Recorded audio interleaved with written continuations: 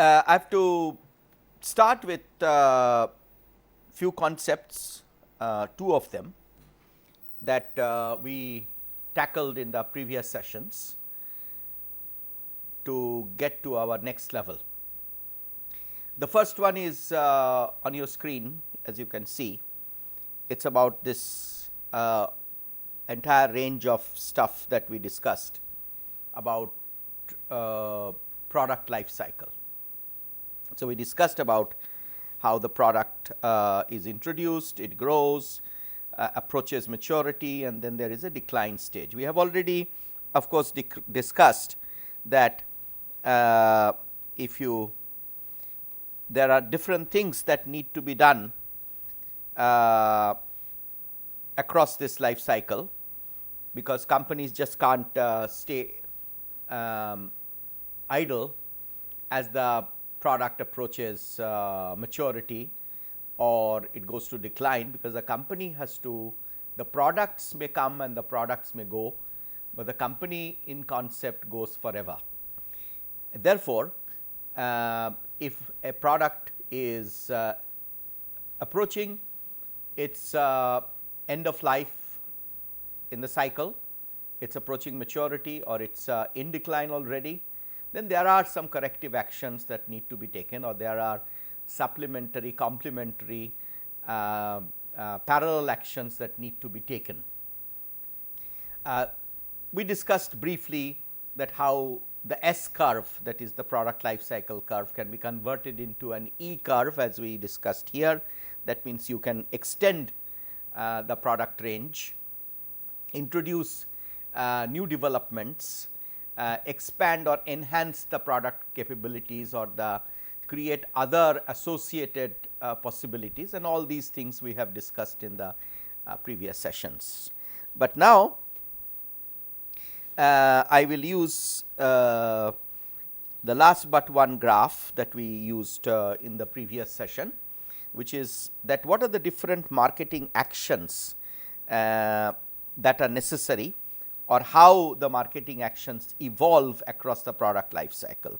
So, we have seen how price changes from very high at the introductory stage to almost low or consumer controlled and the commodity stage. We have discussed how costs must be so managed that they also kind of track the path of the price cycle. We have discussed that the companies may be able to reap higher profit in the initial stage, but they have to manage with lower profit per unit, which means they have to manage with much higher volume, and therefore, the marketing approach changes from initial visionary differentiation, uniqueness focused approach to cost management approach. So, we approach from product innovation to process innovation to business model innovation across the product life cycle. These are some strategic terms that we will understand in greater depth as we get along. So, strategy, and in that context, therefore, strategic marketing is not about stasis, it is not about staying your course. It is actually managing to hold your dominant position, to protect your core position in the marketplace, to protect your core customers, to deepen, strengthen your relationship with your current customers, but as well as marketing strategy must deal with exploration, not only with protection and defensive strategies, but strategic marketing must also deal with exploratory strategies, creating new positions, new possibilities. So, therefore, we often say that it is all about, it is about always going from a position A to position B. Now, it is not always a very clear cut understanding. So, strategy, as we were discussing, is never about remaining in one position. It means a simultaneous approach towards protecting your core as well as explore. And there, in that respect, therefore, since there is always a part which continues to remain the same or should remain the same, like your current customer base, you must protect that. But at the same time, one has to explore new opportunities, new possibilities, bring new products to the same customers, or take the same products to new customers, as in the next diagram we will show, and we have discussed it in the last session. So, strategy is always about this journey from point A to point B.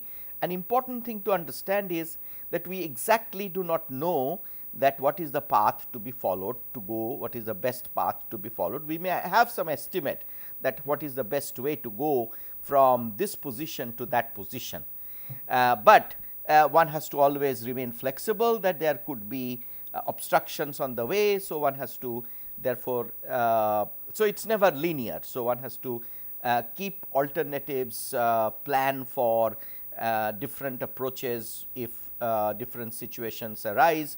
So, it means that we have to develop different kinds of scenarios.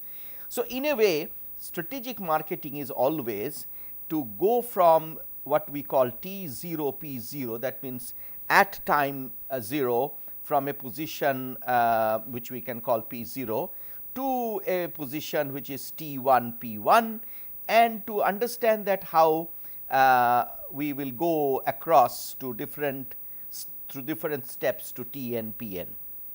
So, it is about this particular journey from position A to position B to position C. So, it is a continuing journey as far as strategic marketing is concerned.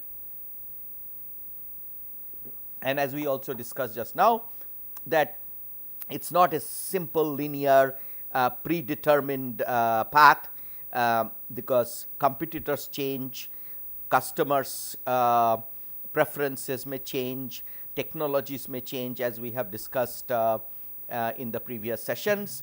So, as a result, it will be a non-linear evolutionary approach that will be most relevant for strategic marketing.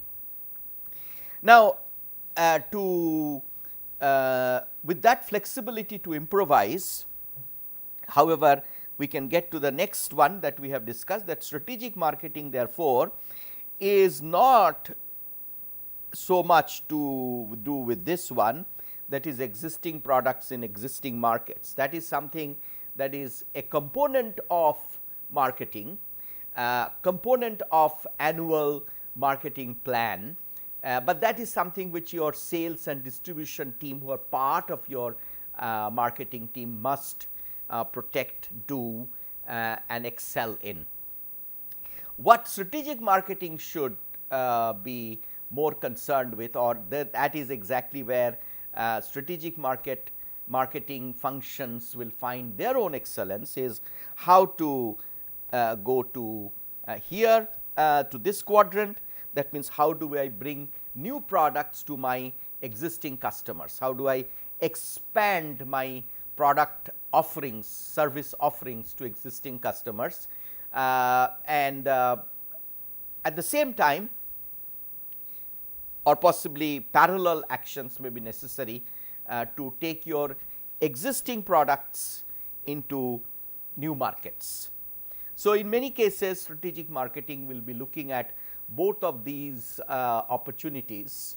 That means, expanding your what we call customer share, which means that bring newer products to the same customers, or we often also call it getting a higher wallet share. That means, from the customer spending, whether you can get today, and you can see it all around you. Companies who make toothpastes, they also market toothbrushes. They may not be making it, they may be brand labeling it. For all you know, they may be not making even the toothpaste, because as we will later on see, marketing is not today always related to what exactly what you manufacture. Manufacturing and marketing can often have related but different strategies. But as I was saying, that therefore, as you will see often, that companies who market toothbrush and companies who market toothpaste are maybe one and the same. Similarly, the same company may bring tooth powder to the market. The same company may bring mouthwash products, freshness products. The same company may actually be part of a bigger game plan which deals with all kinds of personal care products and so on. So, expanding your product portfolio to the existing customers, getting a higher share of their spending is always a good and important strategy that marketers continue to plan for. In the same way, they need to often go to markets where the competitors have not yet gone to. These are all opportunities, but they also have risks associated, and we will just now be discussing in the next few minutes about this whole balancing of opportunities and risks and so on. Also, marketers are often engaged in doing this the third path, which is the objective, which is new products in new markets. So, as you see that today we are at a certain situation which is existing products in existing markets. Strategic marketing has to protect this core, but it also has to find ways of what we can call an EPNM combination, that is existing products to the new markets. They have to find a way to take new products to new markets. We ended our last discussion with this particular view. We talked about SWOT. So, continuing from that discussion of the last session on SWOT, strength, weakness, opportunity, threat, we often actually develop what we call the SWOT matrix, as you see here. And as some of these markings show on this diagram, that strengths and opportunities need to be matched, they are interactive. So, for example, if you have opportunities arising from an expanding market using say shampoo, which means that shampoo as a product was earlier more used in cities or metros, and now there is an expanding market in smaller towns and villages and so on, right. So, this is an opportunity for some company which has the strength to make shampoos which will be relevant, preferred by this new market for shampoo that is emerging. So, if you are able to therefore match your ability, your strength, your competencies with opportunities, then obviously you have a very winning combination. But at the same time, no company is perfect, like just like no person is perfect. So, there are also weaknesses. For example, you may be a very successful company marketing shampoos in southern India. You might have developed interesting new herbal formulations very much liked by the customers in south of India. However, you may not have distributors in northern India. So, there may be new opportunities arising from smaller towns, tier 2, tier 3 towns, cities in northern India, villages in northern India. But because you do not have the reach, you do not have the economic way to reach those far flung areas where your new customers are emerging, it is a weakness, right. So, there is an opportunity, but there is you do not have the strength to utilize that opportunity. In such a case, what we say is that you have to, marketers have to find a way to manage this weakness, right. And this managing, that means finding your weakness to go to some strength.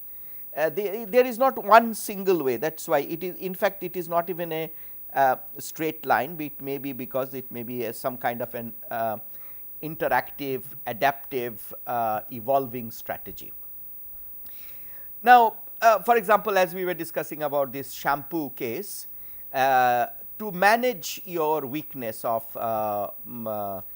distribution, northern distribution chain, you might like to form an alliance with another company which is not in the shampoo business, but maybe in the business of some other staples, or it's something that is used across. So, maybe you will tie up with a company which has an excellent rural distribution chain for pesticides or for other chemicals that are used in agricultural practice, or maybe you will tie up with a company which is currently quite strong in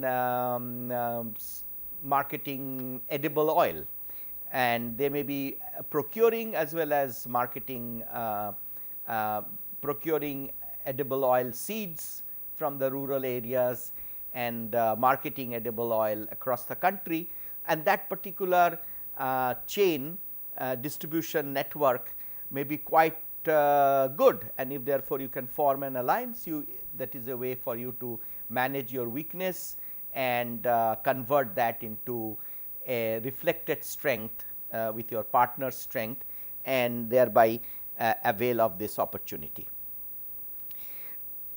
At the same time, there are opportunities, therefore, as we just now saw, that opportunities are associated also with threats, because if you have your northern Indian competitors now taking advantage of this rapidly growing shampoo market in northern Indian towns and villages, they become stronger, that actually can threaten your market position in the southern market, because these people will now have, these competitors will now have more resources because of their growing revenue and profit in the northern Indian market to invade into your marketplace.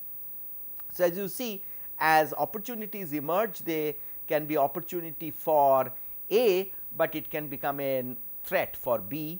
Similarly, your own opportunity may have underlying risks. For example, this alliance that we talked about to take care of your distribution chain.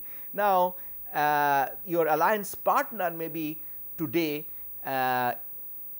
taking your shampoo products to the interior villages. In the process, they become their distribution chain understands the dynamics of this whole range of products, and nothing stops your alliance partner tomorrow to terminate the relation with you and get to a model where they make their own shampoos, or they outsource the shampoo from somebody else with a cheaper alternative, and so on.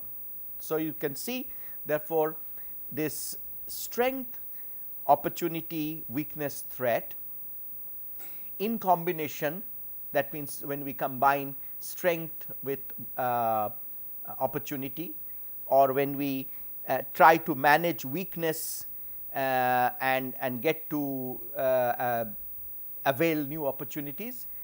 These various combinations can create various kinds of strategic alternatives, strategic possibilities. Okay.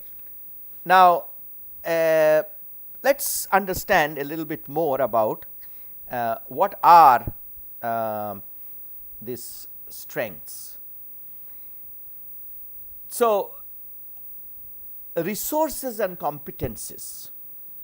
Resources are your human resources, financial resources, material resources. Even your human resource actually also has in that concept your knowledge of your people.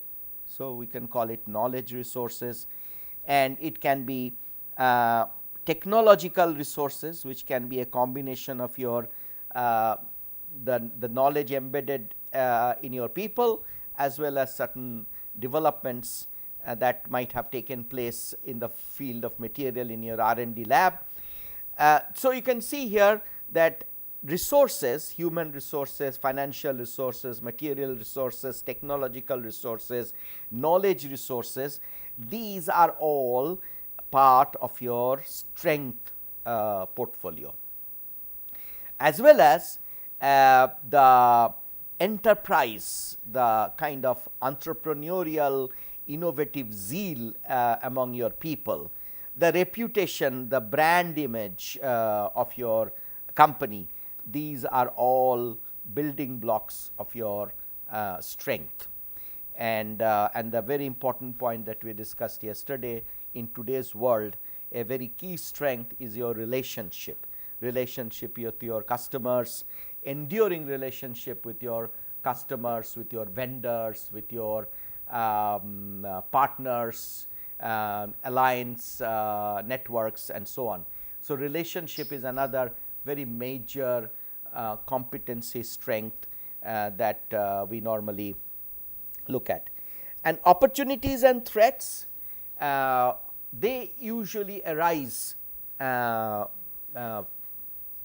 from external happenings, but they also of course arise from internal developments, like your design department, your research and development group might have come up with a new material, that can make umbrellas not only effective for during rains, but this material may be very good for say to protect the person from heat, and so it is an umbrella which will be, or a new device can be designed with this new material, which will be quite effective and more portable and more personal to be used to protect the person, to protect the customer from heat as well as from rains, right. So, this is a development which is internal and can therefore create new market opportunities. But there are continuously opportunities and threats arising due to changes in the customer environment. It may be new customers, just like we discussed that new customers are coming into the market for new consumer products or for your existing consumer products.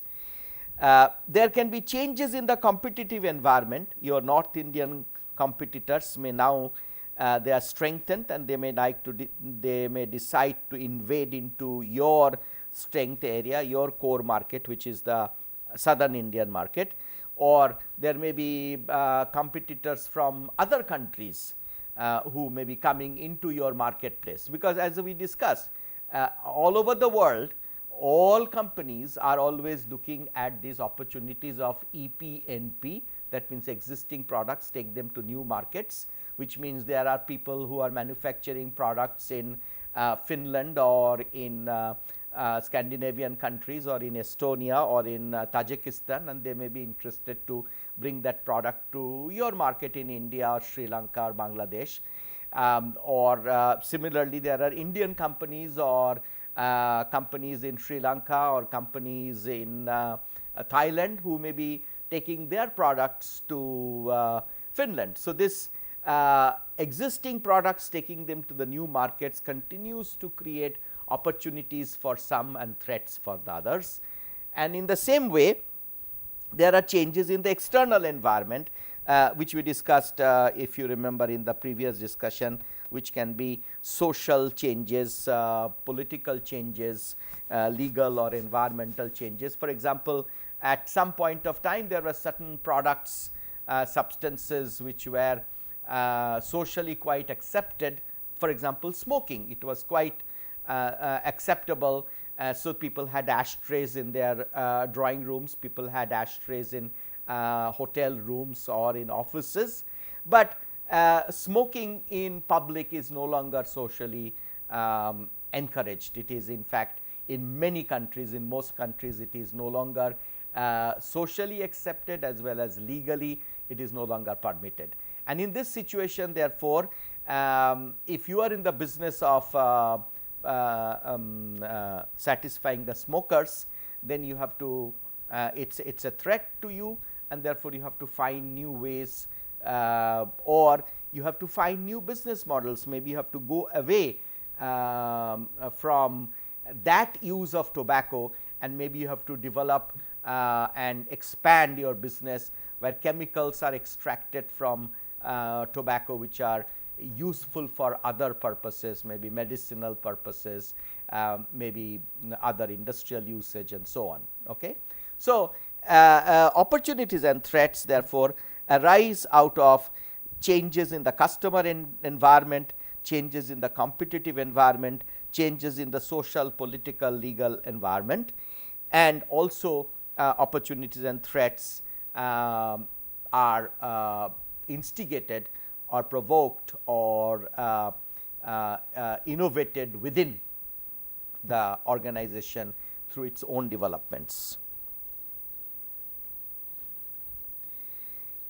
As a result of this sort of the combination that we have already looked at, this EP, NP and EMNM. So, existing product in existing market, this is where we are mostly in a defensive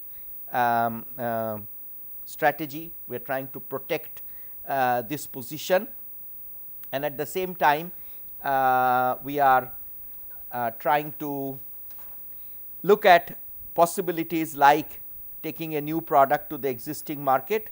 So, that could be something that may be associated with your turnaround. That means, because this market may be already reaching a decline.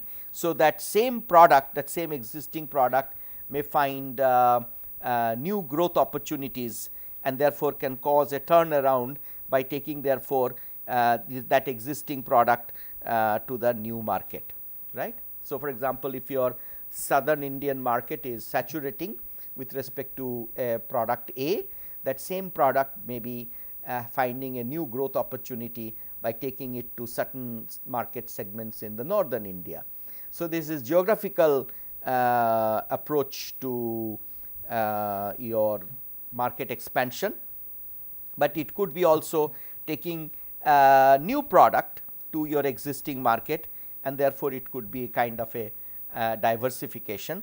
It could be a very aggressive approach to take a new product altogether to a new market. So, this is the most aggressive strategy, right. So, there are different variations that can arise out of these combinations that you can develop. But the point is that you can't actually develop this out of these combinations what you would like to do. That means, whether you are going to primarily be defensive, or whether you are going to be primarily expansionist, or you are primarily focused on an aggressive new product a new market strategy. This is not, you just can't pluck it out of thin air. It is actually, it has to be derived out of your overall company position. One of the approach that we have already discussed is that if you are already at the threshold, that means some development has taken place and there is a good interesting possibility of a product range that can be introduced, right. Or most companies when they start their life at the entrepreneurial stage, this is where they start, and this means they have introduced and they are trying to grow. This is the stage where we say that your strategy, marketing strategy, is primarily focused on product leadership. For a new type of product based on some kind of a new technology, take for example mobile phones.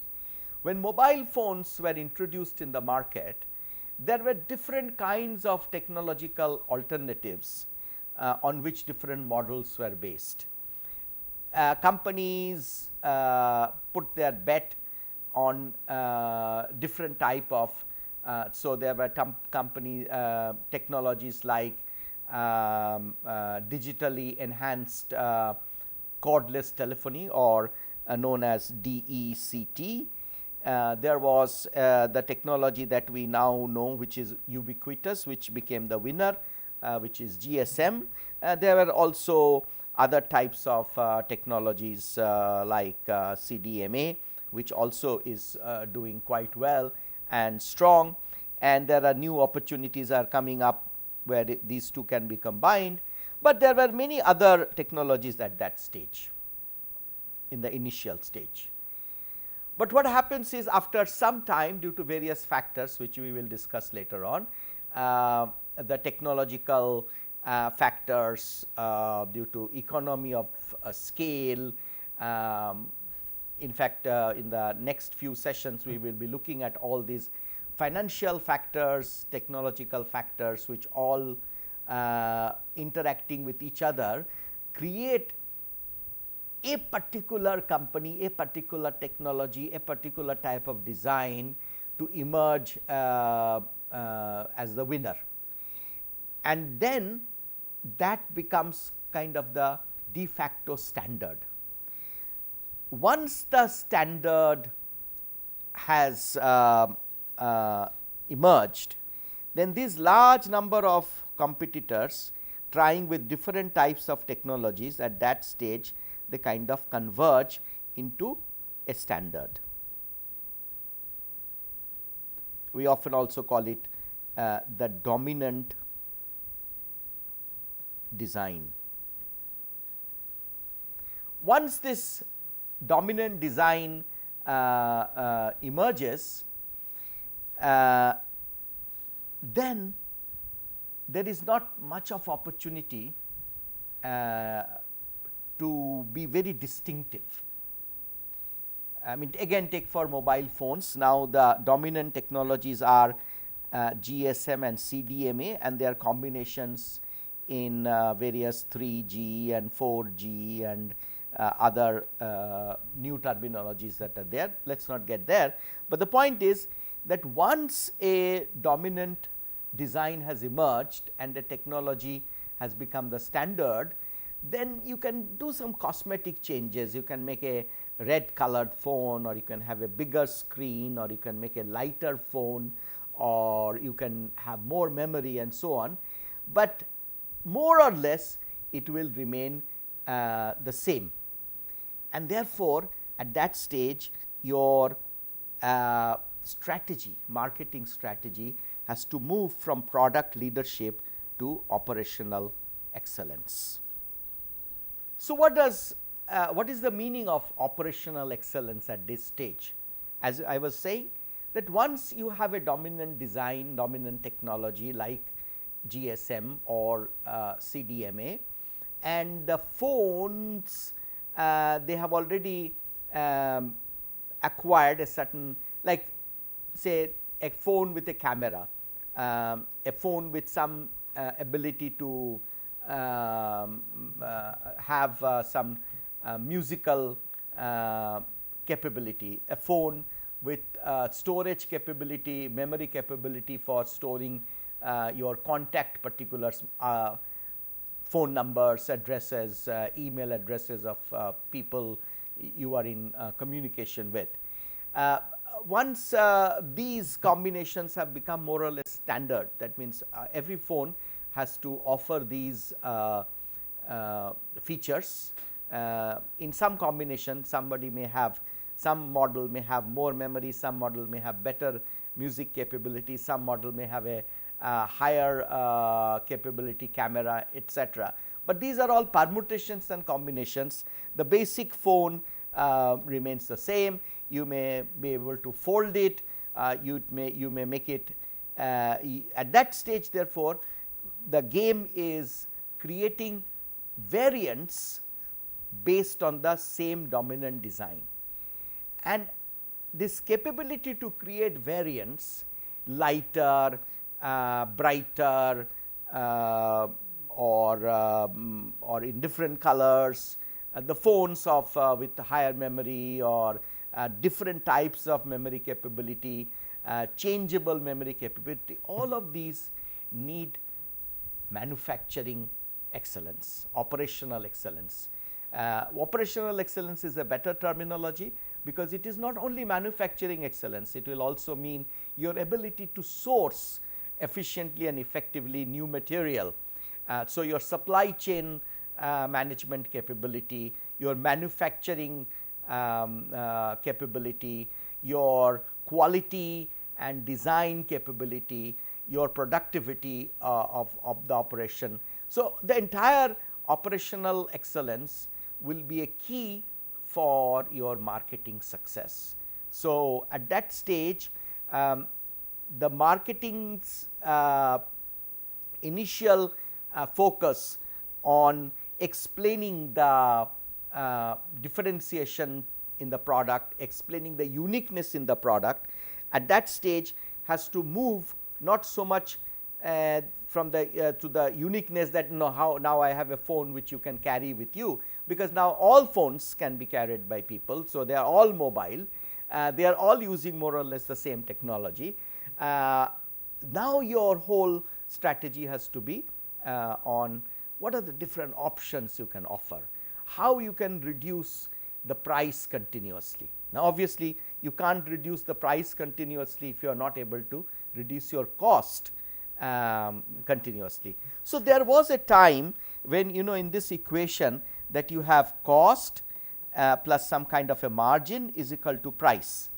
So, there was some in the past when there were fewer suppliers and more buyers, and the world market was expanding, and in different categories, like say take mobile phone, there might have been at that time only 4 or 6 major manufacturers in mostly in Western countries. Today, we have maybe 50 manufacturers, or maybe even 150 manufacturers who can be counted across the world, and phones are now being manufactured in maybe 30-35 countries, right.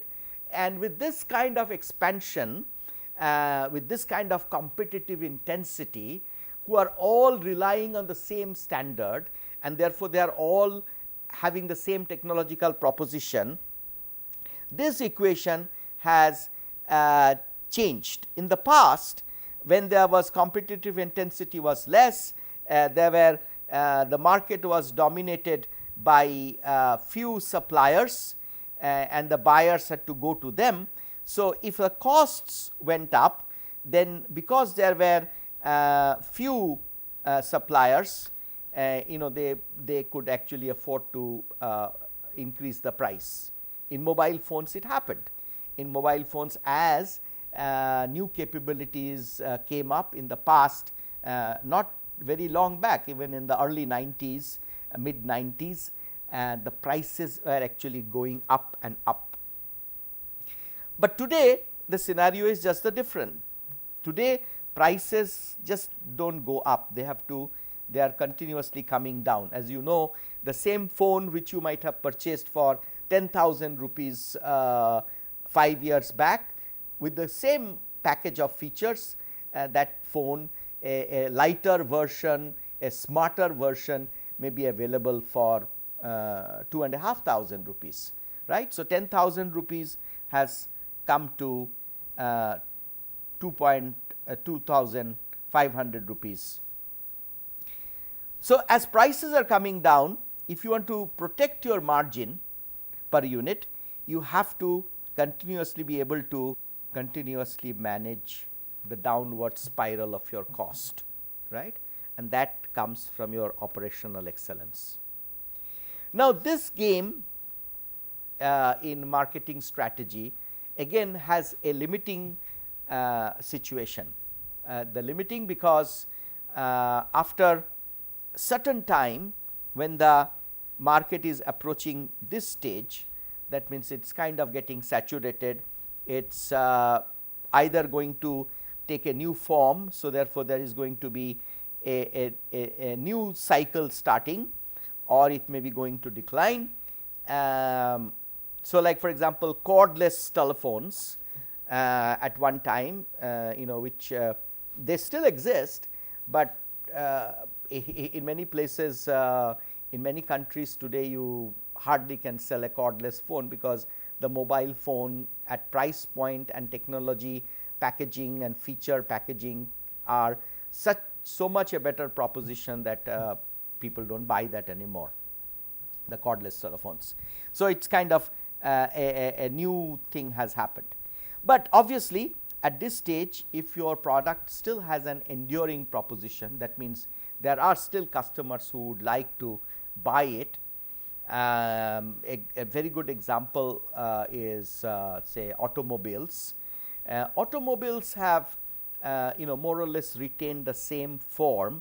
I mean, you have either a so called single box car, or you have a 2-box car, and you have a little bigger car, but they more or less all have the same design, right. You may have the engine in the front. In some cases, rare cases, you may actually put it at the back, but there will be windows, there will be doors.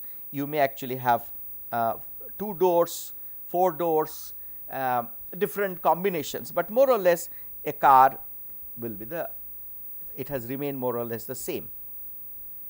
There is no major discontinuous radical change in the way the car is driven, the car is manufactured, the car is used, and therefore, the marketing strategy for most car makers, you would observe now the way they are promoted, they focus on features. They still focus on features.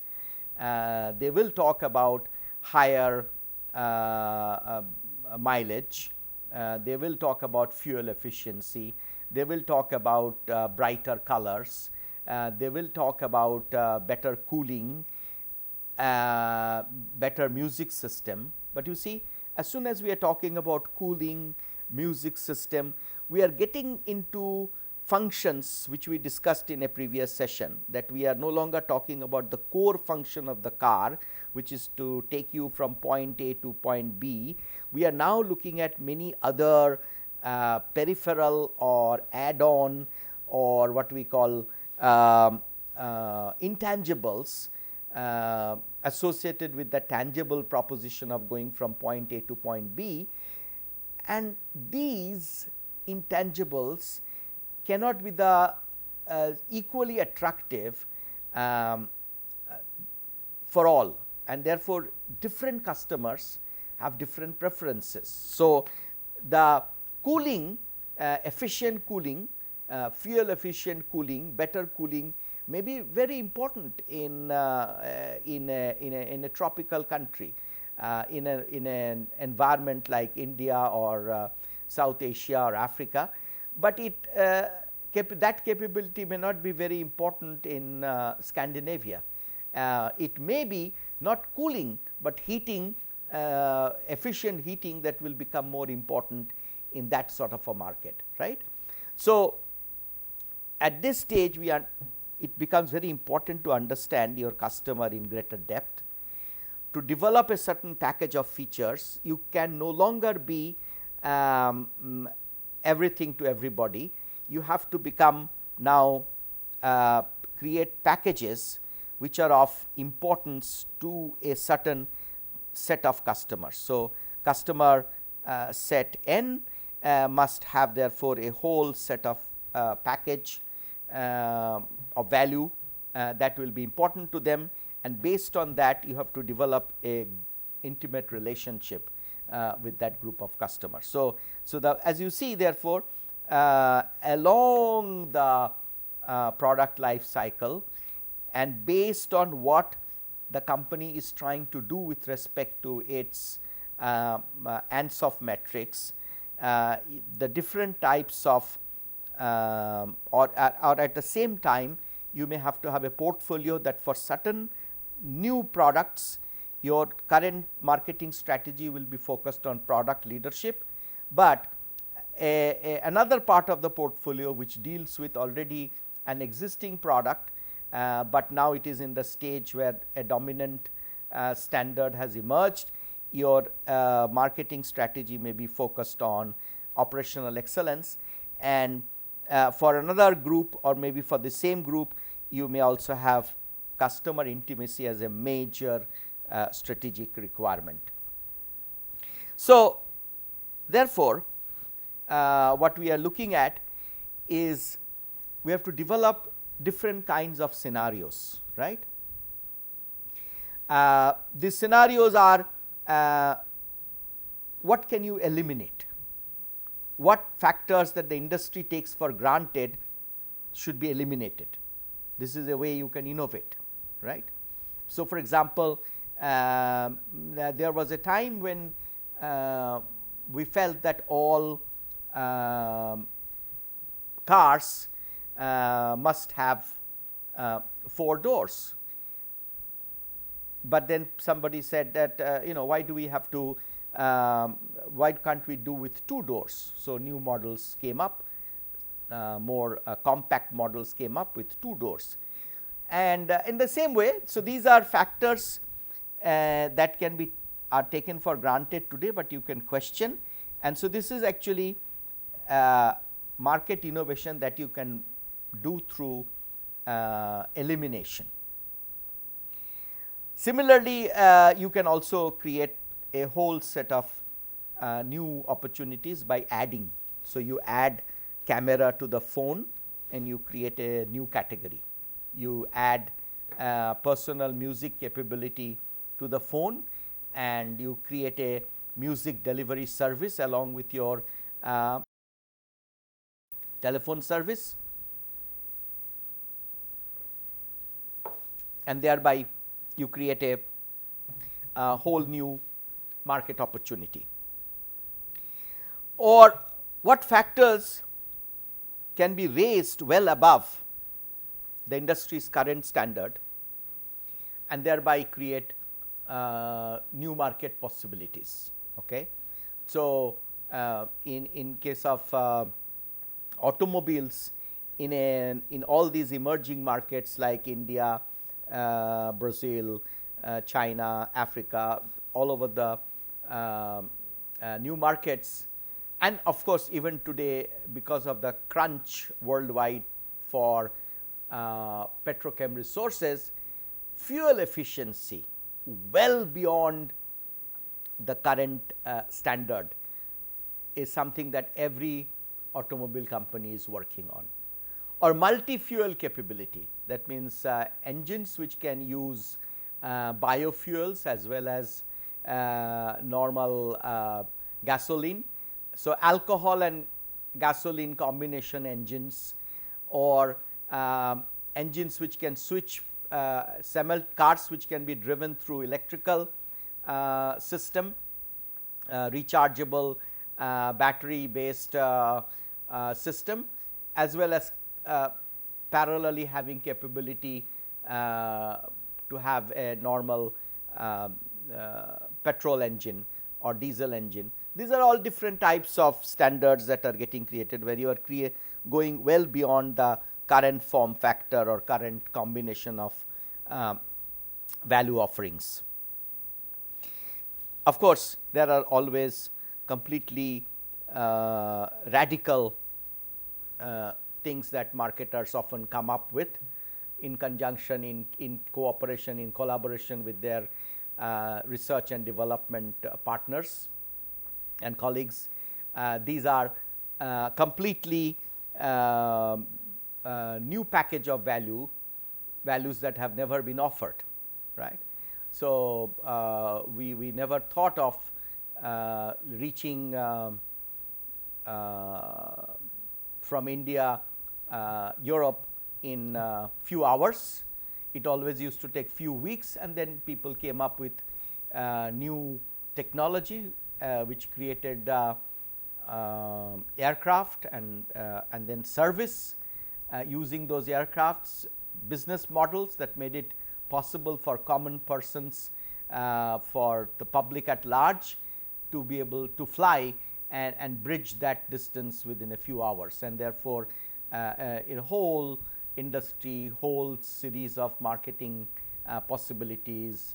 So, therefore, the way airlines market themselves, the way air seats are marketed are quite different from the way in the past ships or this marine journey used to be marketed. Okay. So, the propositions are different. So, the question is at this point, to develop these scenarios, what do? We ask basically strategic questions. So, at this stage, to be able to ask the right question is perhaps more important than looking for the right answer. So, these questions can arise from self-analysis, like market share, and at each one of these stages it is important to understand that you're consistent in asking the right questions. To take a simple example, market share. What questions we should ask to understand our current market share and where can we go? So, market share, this is a question, a strategic question, that what is your current market share and what can be your market share, what is a valid ambition that you can have, because if today your market share is 20%, can you really go to an 80% market share? This is actually a strategic question. As a simple marketer's ambition, you may like to do it, but is it feasible?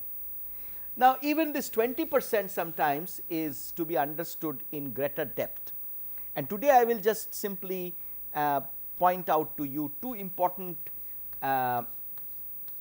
concepts which I call TAM 1 and TAM 2. Often we actually, when we talk about market share, we ignore that there is a difference between the total addressed market, right. So, you are suppose you are addressing the shampoo market in southern India. So, this is your total addressed market, and you may be having 80% market share in that market, but it does not mean your actually market share is 80%, because there is no reason why you cannot address the market in northern India or other parts of India, western India or eastern India. And therefore, the second concept, which is total addressable market, that means your product by its current composition, current feature package, current value offering can address the entire Indian market. So, your total addressed market, your market share there may be just 12%, right. So, market share is to be understood in terms of the market that you are addressing today. This is important, but also important is to understand that what is the market that you could address with your current offering, and that is the total addressable market, and what is your share in that market. From this we would like to go to that how to expand our share. I may be 80% in addressed market, only 12% in addressable market, and how do I convert this 12% to something that is in between, and that will be our next session.